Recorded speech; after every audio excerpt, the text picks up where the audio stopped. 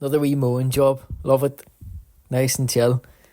You can't get that mower down them steps, but it's going to be one of those ones, boys. And this is a fair bit of steps as well. It's not that bad though. Look at that view. There's my house up at the top of the hill there. So another episode of Let's Start a Gardening Business. Morning guys. So last episode was episode 100 of Let's Start a Gardening Business. I think that we've passed the starting phase.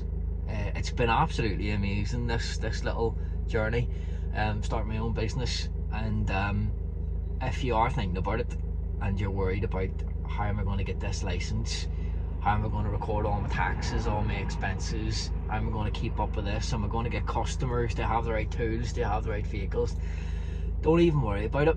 Just get started with what you have. But anyway, picked up a set of keys. Things are starting to get a bit more real for us now, and these keys are for 2 holiday cottages. So one's a big farm, one's a big townhouse. I'm gonna go see them today. I'm gonna spend the whole day trying to sort out the gardening bits. So we're arriving at the first holiday house now, and it's beaut. Some driveway like, and we get up to this part here. This is one of the entrances, and there's plenty of hedges and stuff. But before we even get to that, roses, geraniums, we have a few shrubs around here, nice big one to trim there. I'll probably do that first, get it out of the way. Bamboo and the planters, some crocus coming through, all sorts of plants in here, and definitely need some work, that border. But yeah, here's the hedges to keep on top of. So you've got some conifer and you've got beech behind me there. And then as you walk down this driveway, one of the main things that we're going to have to keep on top of is the trees encroaching on the driveway. So any overhanging branches, things like that, need to be cut, chipped and all that crack, as long as they're small enough for my wee chipper. But let's get stuck into this shrub. So just needs a top trimmed. I think they've been staying on top of the sides. So I think this is going to be a monthly thing that I come and just maybe spend a day and look after these 2 properties. Just the gardening bits, and wee bits and bobs that I can help with, like fixing planters and things like that, whatever needs doing.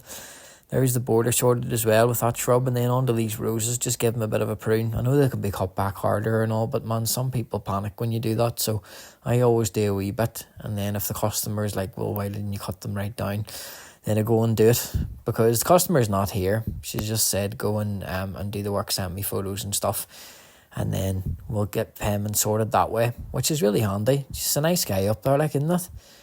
Lovely day for it, honestly. I think this is the last of the good days, but tomorrow it's not going to be great. Well, I don't know, actually. It might be alright, but it was supposed to rain anyway. I don't mind working in the rain, but I hate leaving an awful mess in people's gardens, Yeah, just working away at this border, tidying it up, getting all the dead material out. I always think, man, so some people just leave the dead stuff, and let it happen naturally. But I always think if you do the plant a favour and get rid of its dead stuff, it doesn't have to waste any energy on shedding all that dead stuff, and then it can put its energy into nice growth and looking good.